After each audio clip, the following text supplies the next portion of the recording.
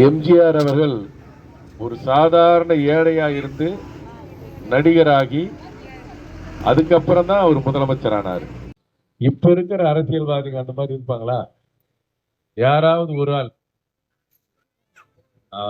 அந்த மாதிரி ஒரு ஆள், அது யாரா இருந்தாலும் சரி, அதுக்கப்புறம் வந்த முதலமைச்சரான சரி, இனிமே வர நினைக்கிற இப்ப எல்லாருமே எம்ஜிஆர் படத்தை யூஸ் பண்றாங்க.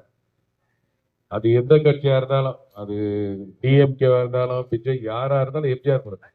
எம்ஜிஆர் மாதிரி வர முடியுமா? எம்ஜிஆர் மாதிரி பொழுதுமா? ஒவ்வொருத்தர் கூட ஒவ்வொருத்தர் இல்ல, அந்த குணம் வேணும். ஏழை மக்களை தன் மக்களா நேசிக்கிற ஒரு குணம் இருந்தா தான் அவன் செய்ய முடியும். இல்ல, நானும் கொஞ்சம் அப்படிதான் நேசிக்கிறேன், நானே சொல்லிக்கிறேன். அப்ப அப்ப நான் யார பார்த்து வரேன்? புரட்சி தலைவர் எம்ஜிஆரை பார்த்து அந்த படிப்பினை. அவர் அப்படிப்பட்டவரா எப்படி ஏழைங்களை நேசிச்சாரு, எப்படிலாம் என்னென்ன செஞ்சாரு, அவன் வறுமை ஒழிக்க என்ன செஞ்சாரு, அந்த மாதிரிதான் வரணுமே தவிர எங்க இருந்து எடுத்துட்டு போய் கொள்ள அடிச்சு எடுத்துட்டு போய் வச்சுக்கிறதுக்கு ஒரு தலைவர் தேவையில்லை. தேவையா அந்த மாதிரி தலைவன்? இருக்கவே கூடாது. அந்த மாதிரி தலைவரே இருக்கக்கூடாது. அப்ப நல்ல தலைவர்களை தேர்ந்தெடுக்கணும், சாதாரண தலைவர்களை தேர்ந்தெடுக்கணும், ஏழைங்களை தேர்ந்தெடுக்கணும்.